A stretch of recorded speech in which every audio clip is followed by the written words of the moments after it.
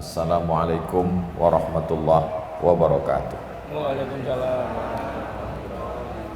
Alhamdulillah wassalatu wassalamu ala Rasulillah Sayyidina wa maulana Muhammad ibni Abdullah wa ala alihi wa sahbihi wa man tabi'ahu wa mawala. Yang sama-sama kita hormati Sahibul Bait Bapak Haji Haryanto beserta seluruh keluarga besar, para asatiz, bapak-bapak, ibu-ibu, hadirin hadirat, tidak dapat saya sebutkan satu persatu. Insyaallah semuanya dimuliakan Allah Subhanahu wa taala. Amin ya rabbal alamin. Pada kesempatan kali ini kita akan membahas satu dari hadis Nabi Muhammad sallallahu alaihi wasallam. Muhammad bin Abdullah bin Abdul Muttalib. Sahabat yang meriwayatkan hadis ini Abdullah bin Abbas bin Abdul Muttalib. Jadi sama-sama cucunya Abdul Muttalib. Beda umurnya jauh. Ketika Nabi Muhammad SAW meninggal umur 63 tahun, Abdullah bin Abbas itu umurnya khamsata asyara aman, 15 tahun.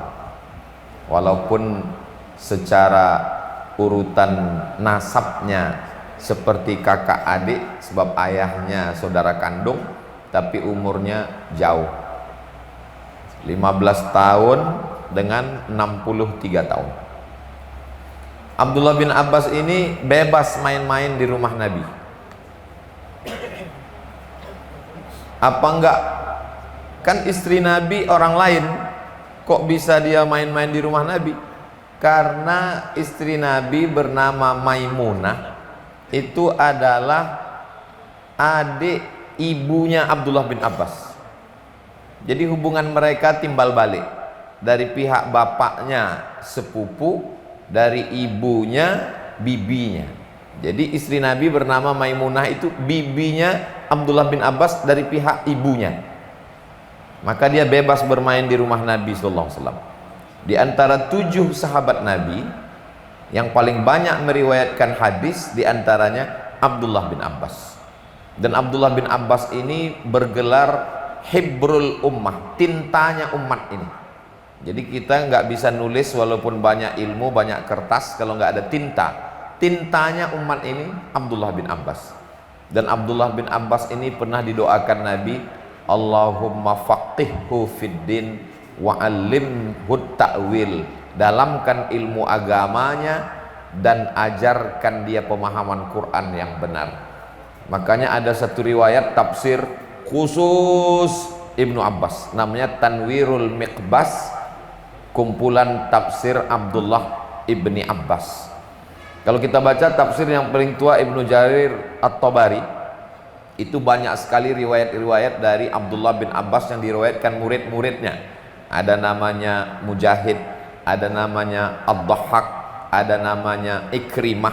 Itu semua murid-murid Abdullah bin Abbas radhiyallahu anhuma yang meriwayatkannya adalah murid-muridnya di dalam tafsir-tafsir yang tersebar sampai hari ini.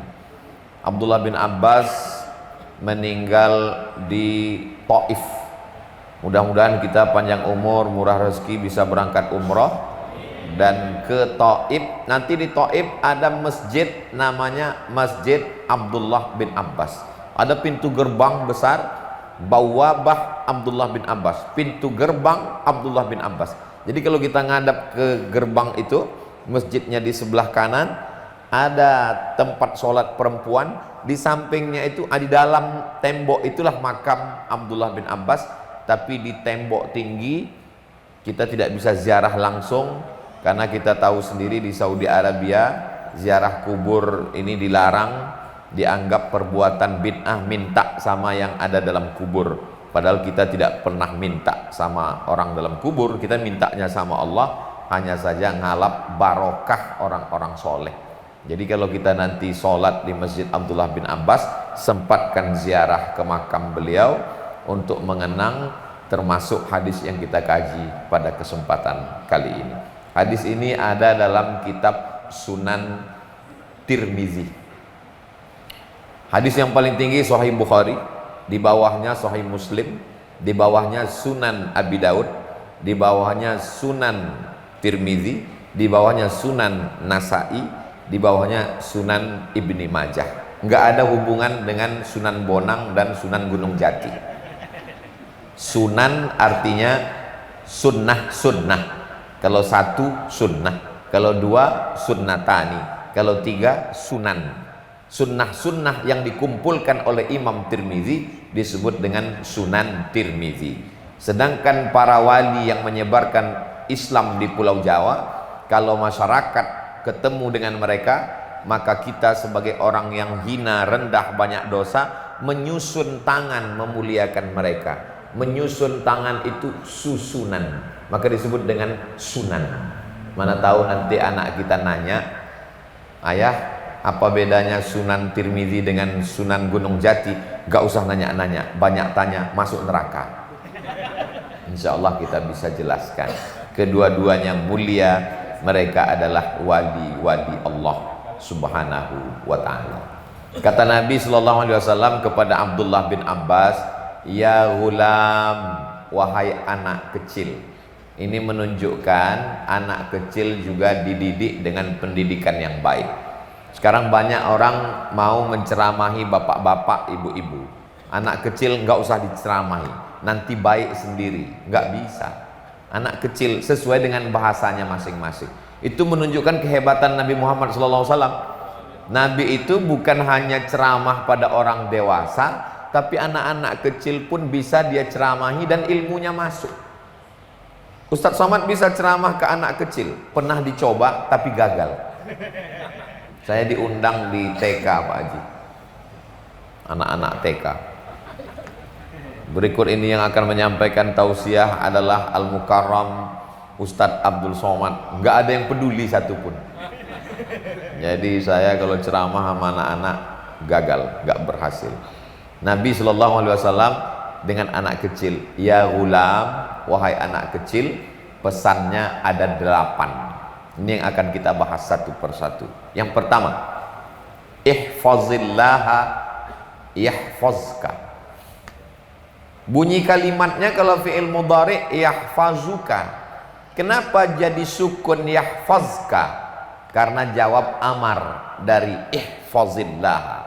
Kau jaga Allah, maka Allah pasti menjagamu. Jadi kalau kita belum dijaga Allah, bukan Allah nggak jaga, karena kita tidak menjaga Allah. Allah kan khairun hafizah, sebaik-baik penjaga. Masa kita disuruh jaga Allah? Yang dijaga ini apanya? Jaga hukum-hukum Allah. Kalau kata Allah haram, jaga, jangan sampai langgar. Kalau kata Allah wajib, jaga, jangan sampai tinggalkan. Kalau kata Allah makruh, jaga, jangan sampai lakukan. Kalau kata Allah sunnah, jaga, senantiasa dilaksanakan. Perintahnya kuat, wajib. Perintahnya enggak kuat, sunnah. Larangannya kuat, haram. Larangannya enggak kuat, makruh. Enggak disuruh, enggak dilarang, mubah. Semua hukum-hukum aturan ini jaga. Mau main bola aja ada aturannya. Bolanya kesentuh, handball, lewat garis outside. Gak bisa kita main bola ketika disemprit sama wasit, prit. Kenapa? Kamu melanggar. Ini masih ikhtilaf. Enggak ada. Maka kita jaga ini, Allah akan menjaga. Ihfazillaha, jagalah hukum-hukum Allah, agama Islam ini, yahfazka, maka Allah pasti menjagamu. Jagalah halal haram. Innallaha la yuhibbul mu'tadin. Tilka hududullah, itu adalah batasan-batasan Allah. La ta'tadu, jangan lampaui batasan. Innallaha la yuhibbul mu'tadin. Allah tidak suka pada orang yang melampaui batas. Inna salata kanat 'alal mu'minina kitabam mauquta. Orang beriman itu diwajibkan sholat yang waktunya sudah ditentukan. Jaga waktu sholat. Tidak ada alasan karena perjalanan jauh lantas enggak sholat. Masalah jamak qasar, jamak takdim, jamak takhir itu aturan fikih, bukan membuat kita longgar lalu meninggalkan sholat. Inna awwala ma yuhasabu bihil abdu yaumal qiyamah, yang pertama kali dihisab, dihitung nanti pada hari kiamat, sholatuhu, sholatnya. Idza sholahat sholahatil a'mal, kalau sholatnya benar baik, sholahal amalu kulluh, amalnya yang lain ikut baik. Wa idza fasadat, kalau sholatnya rusak, fasadal amalu kulluh, amal yang lain rusak. Itu kalau kita sholat di Masjid Nabawi, tepat di mihrab tempat imamnya jadi nabi, jadi imam, di tiang sebelah kiri taman Raudhah mihrab Nabi ada tertulis as-sholatu imaduddin, sholat adalah tiang agama. Jadi tadi ketika ngobrol-ngobrol sambil makan garang asam, ini maka suaranya garang karena habis kena garang asam. Kata Pak Haji Haryanto, apa kuncinya ini Pak Haji? Kuncinya adalah menjaga sholat. Semua karyawan-karyawan saya nggak boleh ninggalkan sholat, dan bukan hanya sekedar sholat, sholatnya berjamaah. Ini cucu saya Ustadz Somad masih tidak pernah tinggal sholat berjamaah walaupun anak-anak, dan beliau sendiri tidak meninggalkan sholat berjamaah puluhan tahun. Makanannya enak, cuman hati yang makan nggak enak. Kenapa? Orangnya puasa. Oh, jadi kalau gitu Ustadz Somad nggak enak makan. Nggak enak maksudnya yang ceramah ngajak jamaah puasa kan saya. Jamaah yuk kita puasa sunat. Tiba-tiba ternyata ustadznya nggak puasa. Untungnya saya ada alasan. Ustadz kok nggak puasa? Musafir. Jadi ada malu dalam hati. Ini yang selama ini ngajak orang puasa malah nggak puasa. Saya hari ini dipermalukan Allah Subhanahu wa taala. Untungnya nggak kelihatan. Andai kelihatan tertulis di sini, malu.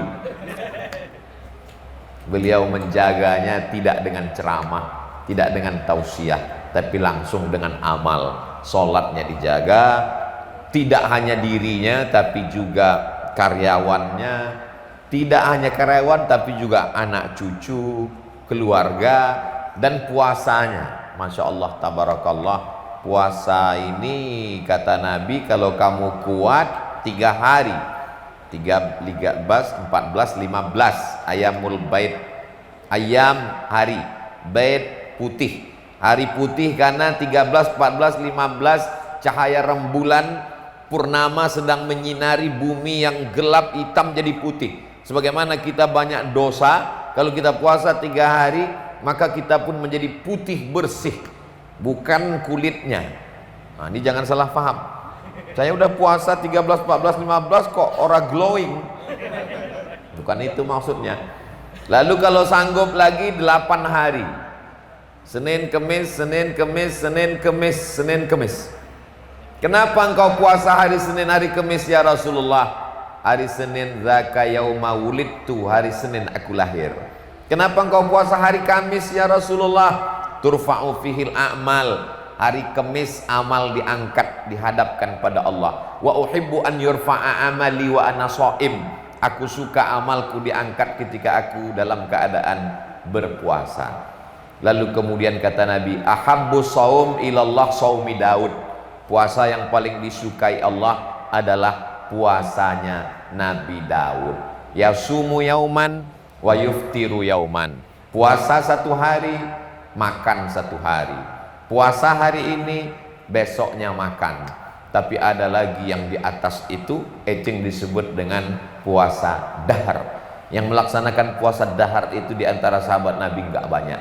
Di antaranya adalah Sayyidatuna Aisyah radhiyallahu anha. Setelah Nabi meninggal, Aisyah puasa dahar sepanjang tahun. Satu lagi sahabat Nabi namanya Abdullah bin Umar bin Khattab, adiknya Hafsah, adik ipar Nabi. Nabi punya istri namanya Hafsah, anak Umar bin Khattab. Hafsah punya adik laki-laki namanya Abdullah bin Umar bin Khattab. Itu juga melaksanakan puasa dahar, tidak makan sepanjang tahun. Ini diamalkan Pak Haji, Ternyata setahun makannya cuman 5 hari. Idul Fitri, Idul Adha, 11, 12, 13 hari tasyrik. Saya kalau melaksanakan sepanjang tahun mungkin tinggal kulit sama tulang. Saya banyak jamaah yang husnuzon dengan saya. Ustaz Somad kurus karena banyak puasa ya. Jadi saya merasa di dalam hati tidak seperti yang disangkakan jamaah. Nah itu, mudah-mudahan Allah mengampuni dosa saya. Tidak seperti yang diperkirakan jamaah. Ustaz Somad makannya kok sedikit sekali, padahal saya sedikit-sedikit makan. Sini makan sedikit, sini makan sedikit, sini makan sedikit. Mudah-mudahan kita seperti yang didoakan orang lain, insya Allah. Jaga sholatmu, jaga jamaahmu, jaga puasamu, yahfazka. Allah akan menjaga rezekimu, Allah akan menjaga hatimu, Allah akan menjaga pikiranmu. Sampai-sampai orang kalau masuk ke rumah orang beriman terpelihara matanya, itu biasa. Masuk kita ke dalam rumah orang beriman, terpelihara mata kita karena keluarganya pakai jilbab, hijabnya panjang, itu biasa. Tapi mendekati mobilnya pun dapat rahmat, itu luar biasa. Kok bisa dekat? Sama-sama di lampu merah nih, ada orang bawa mobil di lampu merah, pas di depannya itu mobil PO Haryanto, dia tetap dapat rahmat. Kenapa? Dia baca sallallahu ala Muhammad. Selamat man shalla alayya sholatan. Kadang-kadang kita di belakang mobil ini macam-macam. Di belakang truk ada bajunya nggak benar. Banyak juga yang di belakang nabrak tiang listrik, itu nggak benar. Ada yang tulisannya macam-macam. Pulang malu, nggak pulang rindu. Macam-macam. Tapi ketika ini dia tidak mikir macam-macam. Yang dia ingat adalah kanjeng Nabi Muhammad sallallahu ala Muhammad. Man shalla alayya salatan, siapa yang berselawat kepadaku 1 kali, sallallahu alaihi biha asyra, Allah balas 10 kebaikan. Wa huttat anhu asyara sayyiat, dihapuskan 10 kesalahan. Wa rufi'at lahu asyara darajat, dihapuskan 10 dosa silap salah, diangkat 10 derajat tingkatan kemuliaan. Makanya orang yang paling dekat dengan Nabi nanti adalah aksaruhum sholatan, orang yang paling banyak solawat. Ternyata di sini yang solawat bukan cuman supirnya, bukan cuman orangnya, mobilnya pun bersolawat. Ini kelihatannya masuk surga sama mobil-mobilnya sekalian. Sallallahu ala Muhammad, sallallahu ala. Jadi dakwah itu ini, banyak orang nganggap dakwah itu khutbah, dakwah itu ceramah, dakwah itu tausiah. Dakwah itu adalah perbuatan yang mengingatkan pada Allah. Mohon Pak Haji Arianto, ini stikernya dibagikan supaya orang nempel juga di mobil-mobilnya. Maka ini menjadi amal jariah, amal soleh. Terinspirasi orang ngelihat, loh cantik ya kaligrafinya, tulisannya sallallahu ala Muhammad, dia tempel juga di mobil dia. Lalu orang lain terinspirasi, dia tempel juga. Man sanna fil islami sunnatan hasanatan, siapa yang membuat kebiasaan yang baik, falahu ajruha, dia dapat pahalanya. Wa ajru man amila biha, orang lain yang terinspirasi juga dapat pahalanya sampai hari kiamat. Mungkin mobilnya akan usang, akan lapuk, tapi perbuatan baik ini akan diteruskan orang sampai hari kiamat, kita mendapatkan amal jariahnya. Begitu juga dengan orang yang nempel stiker macam-macam. Nempel stiker yang buat dosa, hidup hanya sekali, mabuklah sampai mati. Orang terinspirasi, lalu kemudian dia tempel lagi, dia buat lagi, menyebar. Orangnya sudah mati, tapi keran dosanya ngalir terus. Na'udzubillah. Itu disebut juga dalam hadis. Jadi kalau selama ini banyak ustadz kiai ceramah, ini adalah amal jariah, jangan lupa ada juga dosa jariah. Man sanna fil islami sunnatan sayyi'atan, siapa yang melakukan kebiasaan yang jelek, falahu wizruha, dia dapat dosanya. Wa wizru man amila biha, dosa orang yang melakukannya mim ba'dih, setelah dia mati. Enggak putus keran dosanya, ngalir terus. Mudah-mudahan keran-keran dosa kita yang dulu tertutup diampunkan Allah. Yang sudah lalu nggak bisa kita ulang. Yang akan datang kita lebih banyak berbuat baik, beramal soleh. Illa man taba, orang yang tobat. Wa amana, beriman. Wa amila amalan solihah, beramal soleh dengan baik. Pezina, sabu-sabu, narkoba, minum khamar, makan haram. Kalau dia lakukan 3, taba, bertaubat, wa amana, beriman dengan baik, wa amila amalan salihah, beramal soleh, yukaffirullah, maka diampunkan Allah segala dosanya, yubaddilullahu sayyiatihim hasanat, segala yang jelek-jelek dulu bukan sekedar diampunkan Allah, tapi diganti dengan yang baik-baik. Mudah-mudahan dosa kita diampunkan Allah Subhanahu wa taala. Amin ya rabbal alamin. Pesan yang pertama, ihfazillaha, jaga hukum Allah, jaga aturan Islam, jaga solatmu, jaga puasamu, jaga jamaahmu, jaga solawatmu. Ihfazka yahfazka, maka Allah pasti akan menjagamu. Siapa yang ragu tentang hadis ini rusak imannya, karena ini pesan Nabi. Pesan Nabi datang dari wahyu dari Allah. Wa ma yantiqu anil hawa in huwa illa wahyun yuha, dari Allah Subhanahu wa taala. Kalau ragu dengan hadis berarti ragu dengan Rasulullah, berarti ragu dengan Allah. Ragu dengan Allah batal imannya, karena dia sudah membatalkan janji Allah dalam Al-Qur'an, innaka la tukhliful. Saya sudah sholat, saya sudah berjamaah, saya sudah sholawat, saya sudah zikir. Kenapa Allah belum menjamin rezeki saya? Berarti belum cukup syarat.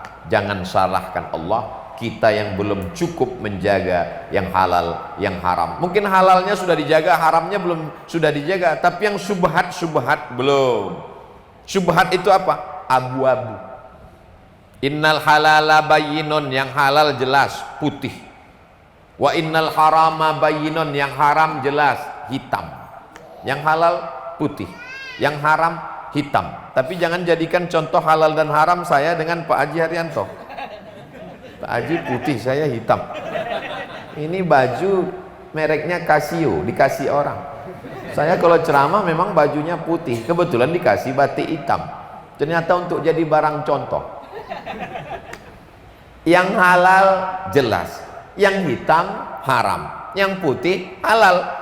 Tapi ada yang abu-abu, kadang-kadang dilihat seperti hitam, kadang-kadang seperti putih, maka ini mesti dijauhi. Manis tabra'a, siapa yang menjaga dirinya dari syubhat, faqad istabra'a li'irdihi walidinihi wali'irdihi, dia sudah menjaga agamanya, menjaga harga dirinya di hadapan Allah Subhanahu wa taala. Sekarang banyak orang prinsipnya tepat, kalimatnya mantap, tapi isinya salah. Yang halal, yang haram aja susah Pak Ustaz. Ini kalimat ini dapatnya pasti dari bisikan syaitan. Alladzi waswisu fi sudurin nas minal jinnati wan nas. Pesan yang pertama. Pesan yang kedua, ihfazillaha tajidhu tujahak. Jagalah agama Allah, jaga aturan Allah, jaga salat, jaga jamaah, jaga sholawat, jaga puasamu, jaga hukum halal haram, tajidhu tujahak, kau dapati Allah di hadapanmu. Allah itu tidak bertempat, dia tidak di depan, tidak di belakang, tidak di kanan, tidak di kiri, tidak di atas, tidak di bawah, tidak di luar, tidak di dalam. Lalu apa makna Allah kau dapati di hadapanmu? Allah pasti menolongmu, Allah pasti membantumu, seperti engkau berhadap-hadapan dengan manusia. Walaupun Allah tak bisa diserupakan dengan manusia. Laisa kamitslihi syai'un walam yakul lahu kufuwan ahad. Ini termasuk hadis mutasyabihat, hadis sifat yang tidak bisa dipahami secara tekstual. Kalau kau jaga agama Allah, maka kau dapati Allah di hadapanmu. Loh, Allah kok bisa di depan? Allah munazzahun anis jihatis sitti. Allah itu maha suci dari 6 arah. tidak di atas, tidak di bawah, tidak di kanan, tidak di kiri, tidak di depan, tidak di belakang, tidak di luar, tidak di dalam. Allah sudah ada sebelum tempat itu ada. Maka Allah tidak mungkin bertempat, karena kalau bertempat berarti dia berubah. Kalau dia berubah berarti bertentangan dengan sifat 20, mukhalafatuhu lil hawadis. Tadi Abdul Somad di Semarang, sekarang Abdul Somad di Kudus. Tadi Abdul Somad di dalam, sekarang Abdul Somad di luar. Abdul Somad baharu, berubah-ubah. Sedangkan Allah itu sifatnya adalah wujud, qidam, baqa, mukhalafatu lil hawadisi, qiyamuhu binafsihi, wahdaniyah, qudrat, iradat. Wujud dia ada, qidam dia kekal tidak berawal, baqa dia kekal tidak berakhir, mukhalafatul lil hawadis dia berbeda dengan makhluk. Kalau sama dengan makhluk bertempat berarti dia bukan Allah. Jadi hadis maupun ayat yang menyatakan Allah bertempat menurut akidah Ahlus Sunnah wal Jamaah Imam Abul Hasan Al Ash'ari ditakwilkan. Ar-Rahman 'alal arsy istawa, Allah di atas arasy. Ditakwil maknanya adalah Allah maha kuasa mengatur segala sesuatu. Sama seperti kita pesan sama orang, saya insya Allah nolong kamu. Nanti kalau kamu panggil saya berada di hadapan kamu langsung. Sebut nama saya 3 kali, Somad, Somad, Somad. Saya akan datang di hadapan kamu. Maksudnya pertolongan saya segera, cepat, tepat, on time, tepat waktu. Itulah makna ihfazillaha, jagalah agama Allah, jaga halal haram hukum Allah, jaga sholat, jaga jamaah, jaga sholawat. Yahfazka, Allah menjagamu, tajidhu tujahak, kau dapati dia berada di hadapanmu. Saking dekatnya pertolongan Allah. Allah itu dekat apa jauh dengan kita? Wa idza sa'alaka ibadi anni fa inni qarib. Kalau hambaku bertanya kepadamu ya Muhammad sallallahu alaihi wasallam, katakan aku dekat. Dekat. Allah tidak mengatakan jauh. Sedekat apa? Wa nahnu aqrabu ilaihi min hablil warid. Kami lebih dekat daripada urat lehernya. Ada orang memahami ayat ini tekstual. Kami lebih dekat dari urat leher. Urat leher di sini. Yang dipotong waktu mati itu urat leher. Tempat nafas urat leher. Kalau begitu lebih dekat dari urat nadi, urat leher. Iya. Kalau gitu Allah di dalam. Akhirnya dia nggak sholat. Maksudnya, sampean nggak sholat. Aku adalah Allah. Masa Allah nyembah Allah? Ini batil. Dia tidak bisa membedakan mana khalik, mana makhluk. Itu maknanya adalah kalimat yang paling sempurna. Allah itu dekat, tidak bersentuh, jauh, tidak berjarak. Begitulah kedekatan Allah dengan kita, supaya kita senantiasa merasa diawasi Allah Subhanahu wa ta'ala. Pak Haji, kenapa puasa terus tiap hari? Kata sahabat saya bertanya, supaya saya merasa diawasi Allah Pak Ustadz. Karena kalau tidak puasa nanti bebas kemana-mana. Tapi kalau sedang puasa, oh saya sedang puasa, oh saya sedang puasa, diingatkan dengan puasa. Tapi tidak semua kita bisa melakukan ini. Puasa sekali-sekali itu pun juga untuk mengingatkan, menanamkan ke dalam hati kita bahwa kita sedang diawasi Allah Subhanahu wa ta'ala. Yang mengawasi bukan CCTV, yang mengawasi bukan kamera, yang mengawasi dia adalah dia. Siapa dia? La ta'khudhuhu sinatun wala naum. Tidak mengantuk dan tidak tidur. Pesan yang ketiga, idza sa'alta fas'alillah. Kalau minta, mintalah pada Allah. Ini sekarang banyak orang minta nggak sama Allah. Kamu minta sama siapa? Sama tuyul. Minta sama siapa? Pesugihan. Minta sama siapa? Pohon rindang. Minta sama-sama batu, kayu, hantu. Maka ketika Islam datang, tidak lagi meminta kepada Lata, Uzza, Manat, Hubal, Jibti, Taghut, Naham. Mintanya kepada Allah. Iyyaka na'budu wa iyyaka nasta'in. Idza sa'alta fas'alillah.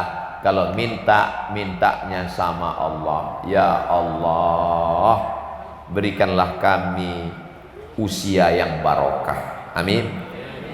Yang dimintakan sama Allah itu apa? Ring satu, orang tua.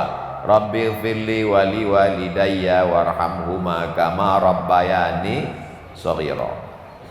Beruntungnya Pak Haji, ibunya masih hidup 95 tahun dan ingatannya masih kuat, tangannya masih bertasbih Allah Allah Allah.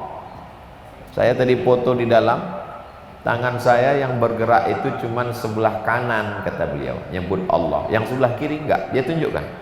Dia yang ngomong ke saya, yang sebelah kanan bergerak Allah. Saking seringnya bertasbih karena mengamal tarekat Naqsyabandiyah. Mbah Arwani seorang ahli Quran, hafal Quran, tapi juga pengamal tarekat. Jadi waktu saya ditanya sama jamaah, Ustaz Somad, ya, katanya orang tarekat itu enggak baca Quran, enggak sholat.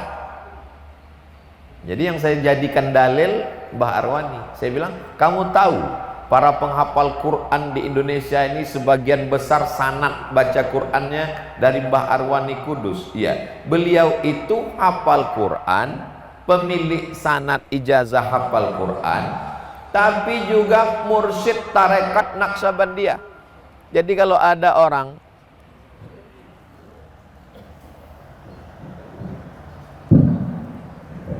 ternyata setelah 30 menit dia mesti ganti mikrofon. Jadi saya bilang, kalau ada orang tarekat yang nggak baca Quran dan nggak sholat, itu yang salah bukan tarekatnya, tapi orangnya memang salah. Buktinya Mbak Arwani mursyid tarekat Naqsyabandiyah, beliau hafal Quran. Kalau hafal Quran pasti bolak-balik ngapal Quran, baca Quran, dan beliau tetap mengamalkan. Tarekat itu kan metode berzikir. Zikirnya Allah Allah non-stop, Allah Allah Allah Allah Allah Allah Allah. Kata Pak Haji, itu ibu saya pengamal tarekat dari Mbah Arwani Naqsyabandiyah. Sampai hari ini 96 tahun tangannya nggak berhenti Allah. Dan tadi beliau mengatakan, ini yang sebelah kanan aja yang bergerak karena berzikir, yang sebelah kiri tidak. Karena biasanya mereka mengamalkan ribuan kali. Saya nggak bisa paham semuanya karena pakai bahasa Jawa. Jadi lupa bawa translate googlejawa.com. Tapi beliau bercerita, tapi yang saya pahami bahwa beliau berzikir. Pas nyebut sekian ribu kalinya itu saya lupa ngitung. Sebab saya ngitung bahasa Jawa cuma bisa 10. Siji loro telu papat lima enam pitu wolu songo 10. Nah, Bapak Ibu yang dimuliakan Allah Subhanahu wa taala, idza sa'alta fas'alillah. Kalau mintanya, minta sama Allah. Yang keempat, wa idza sta'anta fasta'in billah. Kalau minta tolong, maka minta tolonglah kepada Allah Subhanahu wa ta'ala. Sekarang banyak orang mintanya sama Allah, tapi minta tolongnya sama jin. Mintanya kepada Allah, tapi pas terdesak minta tolongnya kepada yang lain. Jadi kalau saya minta tolong ambilkan tongkat, tolong ambilkan tongkat saya, berarti saya sudah minta tolong kepada manusia? Tidak, itu manusia juga digerakkan Allah. La haula wala quwata illa billah. Ini tidak menafikan orang yang tawassul. Nah, ini banyak orang sekarang membid'ahkan tawassul. Gak boleh ziarah kubur, gak boleh tawassul dengan Nabi Muhammad. Allahumma inni atawassalu ilaika bijahi nabiyyika Muhammad. Aku memohon kepadamu ya Allah dengan kemuliaan Nabi Muhammad, sembuhkanlah mataku.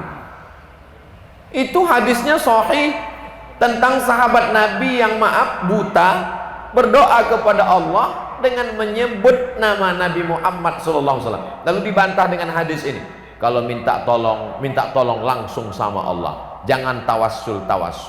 Tawasul itu bukan minta sama Nabi, mintanya sama Allah, tapi menyebut nama Nabi. Saya nggak ngerti Pak Ustadz. Gini, suatu hari ada orang nelpon. Assalamualaikum Ustadz Somad. Waalaikumsalam. Kami tolong datang Ustadz ceramah ke masjid kami sekaligus penandatanganan prasasti masjid kami. Di mana? Di Kudus. Oh mohon maaf, nggak bisa, jadwal saya penuh. Ini permintaan dari Pak Haji Haryanto. Oh ya, insya Allah bisa. Itu namanya tawasul. Mintanya ke Abdul Somad, tapi dengan menyebut nama Haji Haryanto. Tapi jangan dipakai, ini contoh aja. Bagi orang yang nggak ngerti tawasul, jadi mintanya bukan ke Nabi, mintanya ke Allah dengan menyebut nama Nabi. Setelah Nabi nggak ada lagi Nabi Muhammad, setelah Nabi Muhammad nggak ada lagi Nabi setelah itu. Lalu ke siapa? Kepada wali-wali Allah. Makanya banyak kiai sebelum acara doa, ila hadratin Nabil Mustafa Muhammadin sallallahu alaihi wasallam, wa ila hadrati Syekh Abdul Qadir Al-Jilani, wa ila hadrati Syekh Abdul Hasan Asy-Syazili, wa ila hadrati Syekh Bahauddin Naqsyabandi, wa ila hadrati Syekh Ahmad Ar-Rifai, wa ila hadrati Syekh Sayyidi Ahmad Al-Badawi. Itu adalah wali-wali Allah, bertawasul dengan orang soleh. Ustaz Somad wali, saya wali juga, cuman wali murid. Bapak Ibu yang dimuliakan Allah Subhanahu wa taala. Ada kitab judulnya Al-Mausu'ah Al-Yusufiyah fi Adillatis Sufiyah. Ensiklopedia Syekh Yusuf dari Damaskus Suriah tentang dalil-dalil amalan kalangan ulama tasawuf. Jadi menyebut nama wali itu adalah orang yang dicintai Allah. Ya Allah, bibarakati Syekh Abdul Qadir Al-Jilani, bibarakati Syekh Bahauddin Naqsyabandi, tolong kabulkanlah doa kami. Lalu dibantah dengan hadis, kalau mintalah sama Allah langsung, jangan sebut nama-nama siapapun. Ini namanya bertawassul dengan orang-orang soleh. Ini yang keempat. Sekarang yang kelima, wa'lam, ketahuilah, annal ummata, seandainya satu umat ini berkumpul, ala ayyam fa'uka bi syai'in, mereka ingin mendatangkan manfaat untukmu, la yanfa'uka illa bi syai'in qad katabahallahu lak, illa bi syai'in qad kataballahu lak, maka mereka tidak akan bisa mendatangkan manfaat kecuali memang sudah ditakdirkan Allah Subhanahu wa taala untuk. Masya Allah.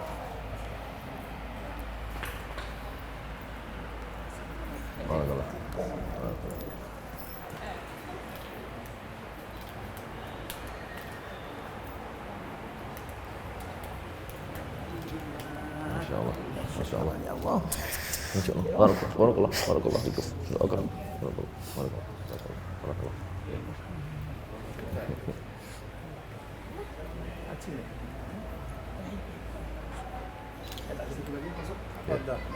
Oh ya. Baik, baik. Sehat ya. Sehat. Masya Allah. Mohon izin melanjutkan. Masya Allah, tabarakallah.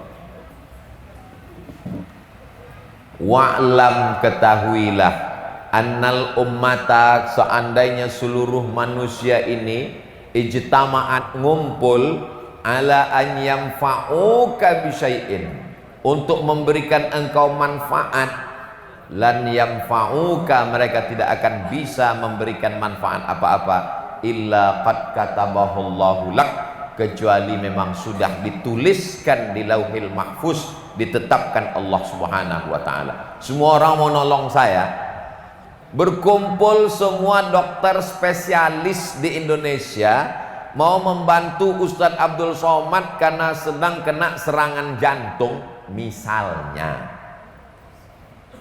Kalau sudah ditetapkan Allah, innama amruhu iza arada syai'an ayyakula lahu kun fayakun. Jadi kalau selama ini ada orang tetap panjang umur masuk rumah sakit, itu karena al-kasbu wal ikhtiar. Kalau sampai kita hanya berserah kepada takdir, kita terjebak dalam jabariyah. Kalau sampai kita nggak mau berusaha, berarti kita masuk dalam kelompok ahlul bid'ah jabariyah. Kalau kita mengatakan takdir itu nggak ada, berarti kita pun tergolong kelompok yang sesat, namanya qadariyah, mu'tazilah. Datanglah ahlus sunnah wal jamaah, Imam Abul Hasan al-Ash'ari, wujud tidak baqa mukhalafatu lil hawadisi tiamuhu binafsihi wahdaniyah kudrat iradat ilmun hayat sama basar kalam. Disusun ulama dalam bentuk syair, itulah dia syair-syair dalam ilmu tauhid, mentauhidkan Allah, mensucikan Allah dari para sekutu. Kalaupun seluruh manusia yang kaya-kaya, yang punya jabatan, orang yang hebat pengobatan, kalau tidak, kata Allah, maka kita dituntut untuk ridha kepada ketetapan Allah. Yang pertama diciptakan Allah bersumpah dalam Al-Quran, Nun wal qalami wa ma yasturun. Qalam itu pena, bukan tempat ikan. Lalu kemudian Allah memerintahkan qalam, wahai qalam uktub, tulis. Lalu qalam pun menulis. Tempat menulisnya itu namanya Lauhul Mahfuz. Lauh papan, mahfuz papan yang terpelihara. Lalu pena pun menulis di atas lauh mahfuz segala ketetapan Allah subhanahu wa ta'ala. Tapi jangan gara-gara cerita lauh mahfuz besok saya tidak mau para karyawan PO Haryanto dibangunkan sholat subuh untuk bawa bis, semuanya tidur. Pas ditanya, kenapa semua driver tidur? Sudah tertulis di Lauhil Mahfuz. Gara-gara kajian Ustadz Abdul Somad menyesatkan. Kita nggak tahu apa yang ada tertulis di Lauhil Mahfuz. Itu ilmunya Allah. Kita hanya disuruh bangun subuh. Allahumma barik li ummati fi bukuriha. Berkahilah umatku ini di waktu pagi. Siapa yang paling pagi bangunnya, dialah yang paling banyak dapat keberkahan. Karena berkah itu seperti beras yang ditaburkan. Mana ayam yang paling awal datang, itulah yang paling banyak dapat beras. Maka kita disuruh paling awal bangun, paling awal tahajud, paling awal. Kita bangun tahajudnya kadang pakai jam waker, di setel 3 jam, tiga-tiganya nyala, orangnya nggak bangun.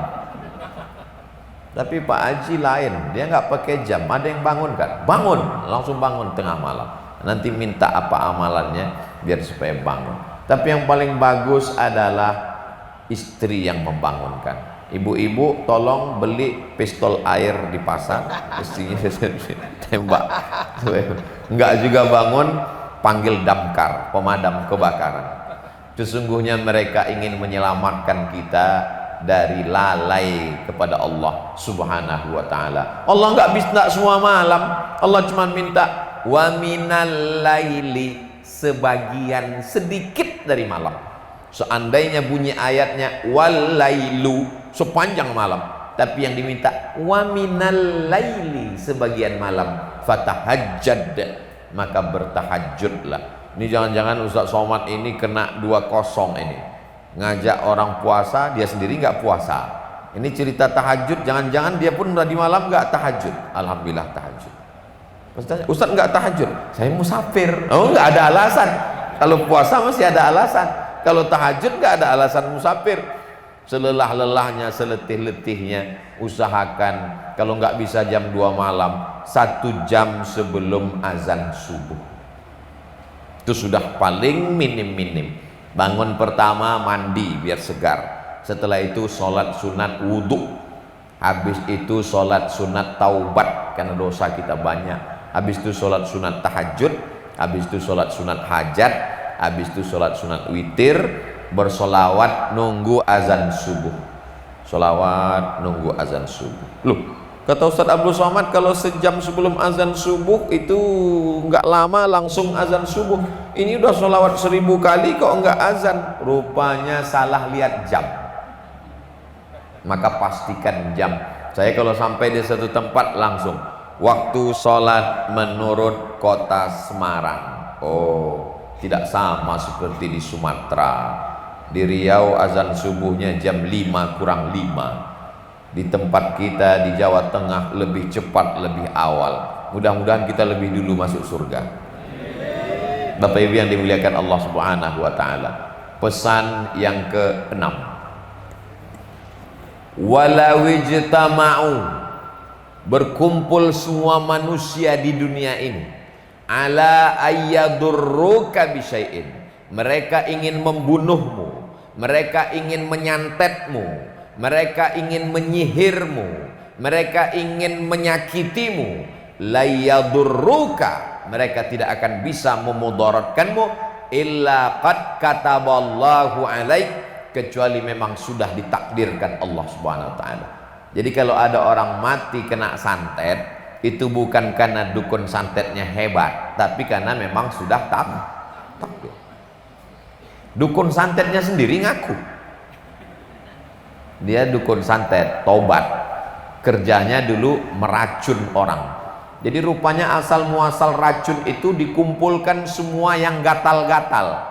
Di pohon bambu itu ada yang gatal di samping bambu, di pohon tebu, di pohon-pohon hutan dikumpulkan semua yang gatal itu. Kalau kena kulit gatal, supaya masuk ke dalam leher gatal sehingga mengeluarkan darah, diletakkan di dalam daun keladi yang juga gatal, lalu dipercikkan percikan emas dikikis sehingga menyatu, baru dipanggillah setan dengan mantra-mantra, diletakkan di ujung kuku untuk dipercikkan. Kalau nggak senang sama orang, ada orang yang rumahnya baru dan jantungnya kumat, ada orang yang mobilnya baru, diabetesnya kumat, sakit hati gimana supaya orang ini mati, maka dipercikkanlah racun tadi. Pertama dia percikkan racun, orang yang mau disantet itu pas sudah mau minum, tiba-tiba gelasnya jatuh. Dia coba lagi besok, dia percikkan racunnya, ketika sudah mau minum datang temannya, apa kabar, pelukan, gak jadi minum. Dia percikkan lagi racun di hari yang ketiga, pas sudah mau minum handphonenya bunyi, halo.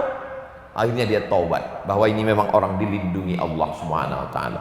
Itulah perlunya kita banyak-banyak sholawat, berdoa, baca Fatihah. Sebelum berangkat, bismillahi tawakkaltu 'alallah la haula wala quwata illa billah. Andai kita mati juga, itu bukan karena dukun santetnya hebat, berarti memang Allah sudah menuliskan kita sebagai orang yang mati syahid.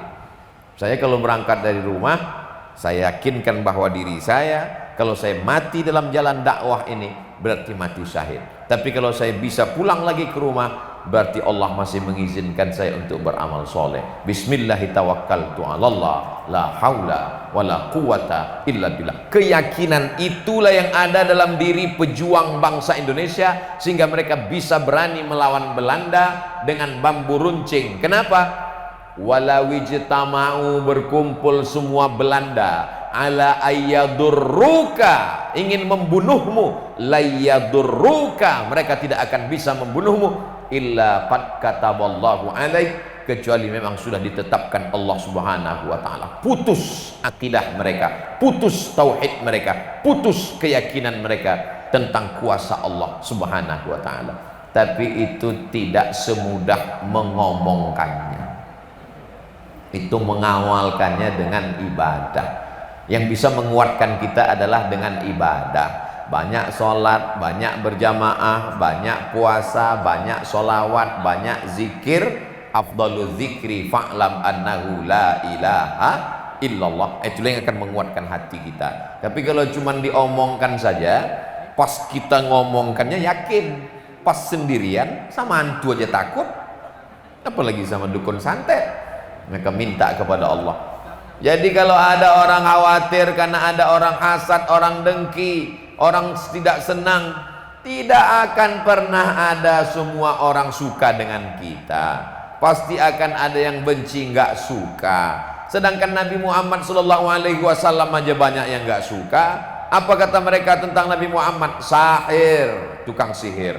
Kadzab, tukang bohong. Asatirul awalin, tukang dongeng. Abu Jahal, Abu Lahab, dan abu-abu lainnya.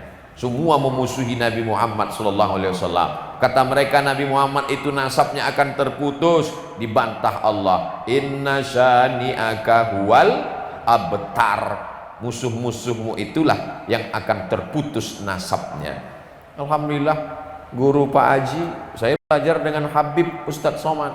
Masuk ke dalam, saya lihat di dinding ada gambar Habib Novel, keturunan Nabi Muhammad. Sampai sekarang belum pernah saya ketemu dengan orang perkenalkan saya keturunan Abu Lahab yang ke-70 sekian.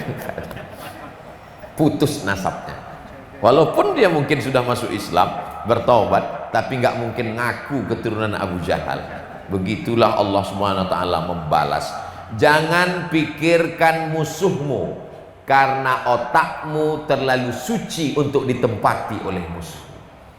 Jangan pikirkan musuhmu karena hatimu terlalu bersih untuk bersemayam nama-nama musuhmu. Jaga saja hati dan pikiranmu dengan Allah, Allah, Allah. Musuhmu akan diselesaikan Allah Subhanahu wa taala. Walau ijtama'u, mereka ngumpul semuanya, ala ayyadurruka, memfitnahmu, mengejekmu, menyantetmu, melukaimu, membunuhmu dengan segala senjata mereka. La yadurruka, mereka tidak akan mampu memudaratkanmu. Kenapa? Illa ma qad katabahallahu alaik, kecuali memang sudah ditakdirkan Allah Subhanahu wa taala. Kalau begitu kita berpikir kita nggak terlalu cemas menjalani hidup. Ibu-ibu yang ditinggal suaminya dalam perjalanan dari Kudus ke Jakarta nyebrang ke Merak, mungkin dalam perjalanan 4 hari 4 malam baru pulang. Nama suaminya Bang Toib. Itu dia cemas, nanti suami saya akan dilarikan pelakor, nanti takutnya kena pelet, nanti takutnya diambil orang. Tapi kalau diyakinkan hadis ini, wala wijtama'u, andai semua pelakor-pelakor itu berkumpul, ala ayyadurruka, ingin memudaratkanmu, layyadurruka, mereka tidak akan mampu memudaratkanmu, illa qad kataballahu alaik, kecuali memang sudah menjadi takdir yang ditetapkan Allah Subhanahu wa taala. Yang ketujuh, rufi'atil aqlam, penanya sudah diangkat. Ini kertas, ada pena nulis, pena menulis semua. Sekarang penanya sudah diangkat. Artinya apa? Kalau pena sudah diangkat, ketetapan sudah pasti. Yang ketujuh dengan kedelapan sepaket, wajaffatis suhuf, tintanya sudah kering di atas kertas, tidak bisa diganggu gugat. Ini ketetapan Allah Subhanahu wa taala. Maka menghadapi ini tidak ada jalan lain kecuali ridho. Kalimat yang tepat adalah ridho. Sekarang banyak juga orang mengatakan, ya udahlah kita ikhlaskan aja. Ikhlas itu bangun masjid, ikhlas. Bantu anak yatim, ikhlas. Nawaitu shoma ghadin an ada ifad di syahri Ramadan hadis sanati lillahi ta'ala, ikhlas. Usolli fardhu zuhri 4 raka'atin adaan ma'muman lillahi ta'ala, itu ikhlas. Kalau nerima takdir Allah itu bukan ikhlas, ridho. Tapi karena udah terlanjur nyebut ikhlas, ya udahlah kita teruskan aja, nggak apa-apa. Kita mesti ikhlas menerima ini semua, ridho. Makanya kita selalu minta kepada Allah, Allahumma inna nas'aluka ridhoka. Nanti setelah semua orang masuk surga, ada yang masuk surga dari pintu sholah karena sholatnya banyak. Ada yang masuk surga dari pintu sodakoh karena sodakohnya banyak. Ada yang masuk surga dari pintu kazimin al-ghaiz karena mampu menahan amarah. Ada yang masuk surga dari pintu al-jihad karena dia mati fisabilillah. Ada yang masuk surga dari pintu ar-rayyan karena puasanya nggak tinggal. Ada yang masuk surga dari pintu macam-macam, tapi ada yang bisa masuk semua pintu, bebas akses. Orang ini namanya limited access, masuk dari pintu mana-mana. Di antaranya adalah Abu Bakar Siddiq. Mudah-mudahan kita juga termasuk golongan itu insya Allah. Pak Haji udah jelas dari 3 pintu. Pintu sodakoh, pintu sholat, pintu ar-rayyan, puasa. Kita jangan sampai 1 pintu pun nggak ada. Jadi kita siapkan memang pintunya dari sekarang.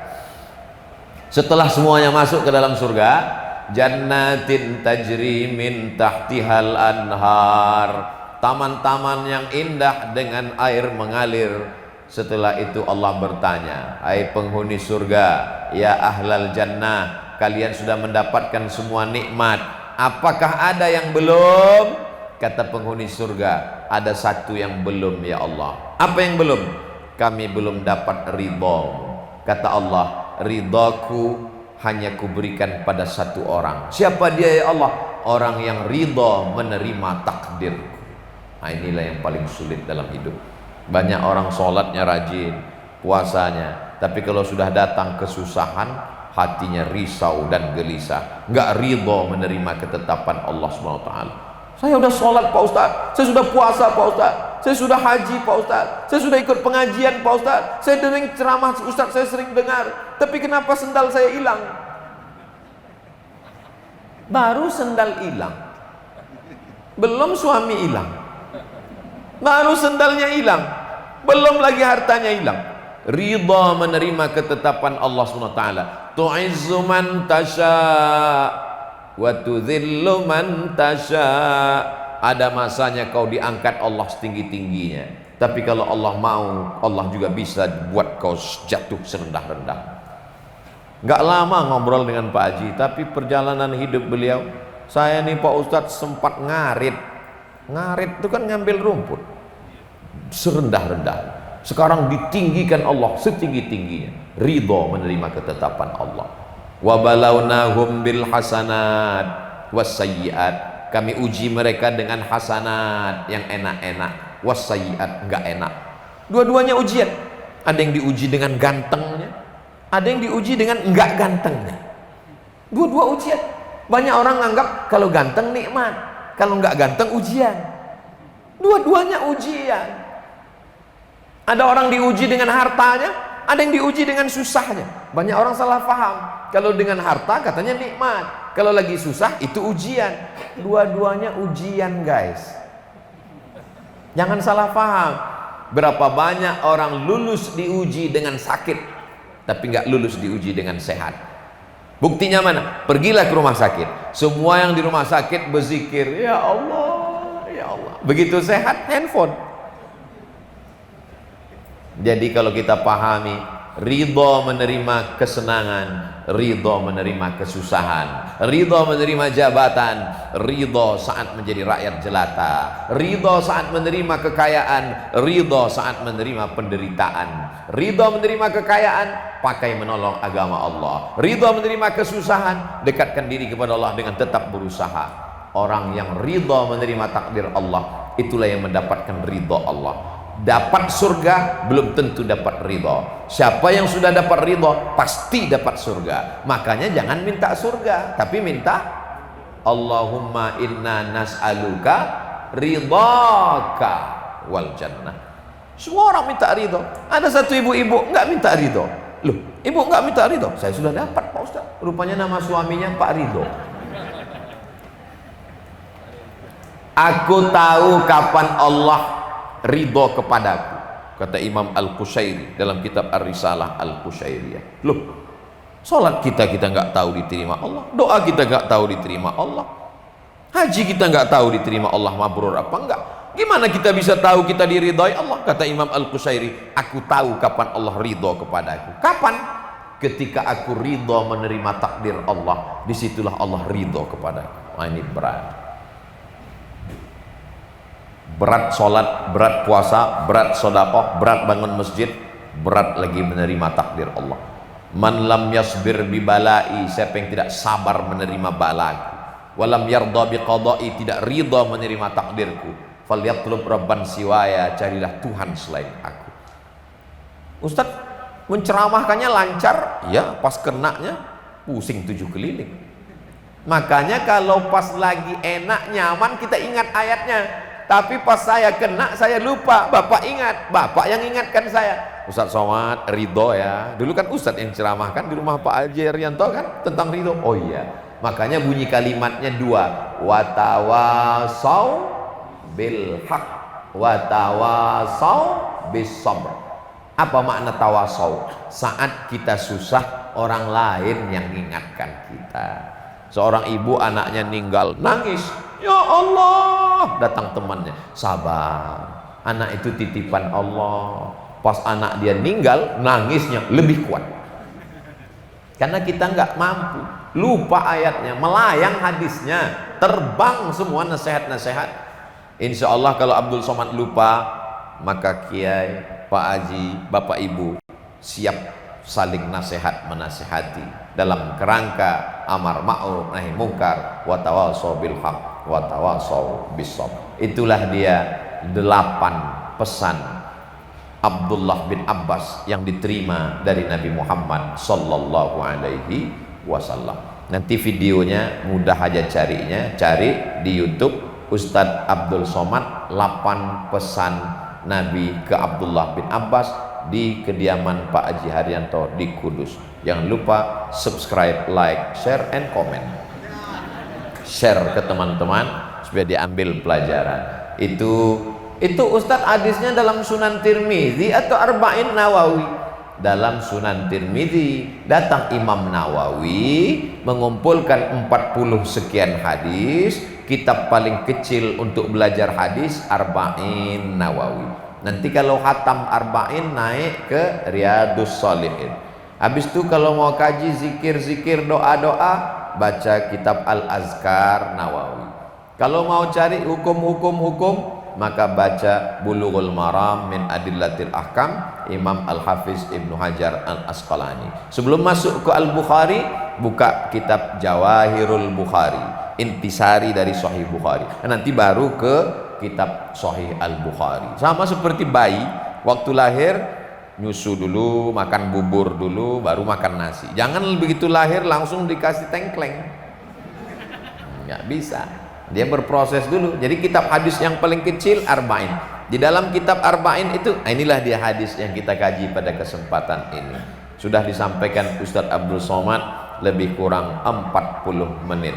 Diawali tadi 60 menit. 60 menit sesuai aturan ceramah Ustadz Somad 600 ml. Terima kasih segala perhatian. Mohon maaf segala kesilapan dan kekhilafan. Aqulu qauli hadza astaghfirullah li wa lakum. Terima kasih yang tak terhingga kepada keluarga besar Pak Haji Haryanto. Mudah-mudahan dipanjangkan umur, diberikan keluarga sakinah mawaddah warahmah, anak cucunya soleh dan solihah, melimpah kebarokahan untuk keluarga sekitar, berbakti kepada orang tua, istiqomah iman dan Islam. Kita semuanya mati dalam keadaan husnul khatimah. Ala hazihin niyah wa kulli niyatin salihah. Al-Fatihah. A'udzubillahi minasyaitonir rajim. Bismillahirrahmanirrahim. Alhamdulillahirabbil alamin.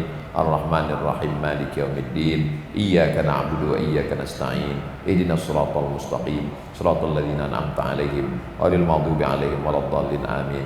Wa sallallahu ala sayyidina wa syafi'ina wa dzukhrina wa qurrati a'yunina Muhammad wa ala alihi wa sahbihi wasallam. Walhamdulillahirabbil alamin. Aqulu qawli hadza astaghfirullah li wa lakum wallahul muwaffiq ila aqwamit thariq. Wassalamu alaikum warahmatullahi wabarakatuh.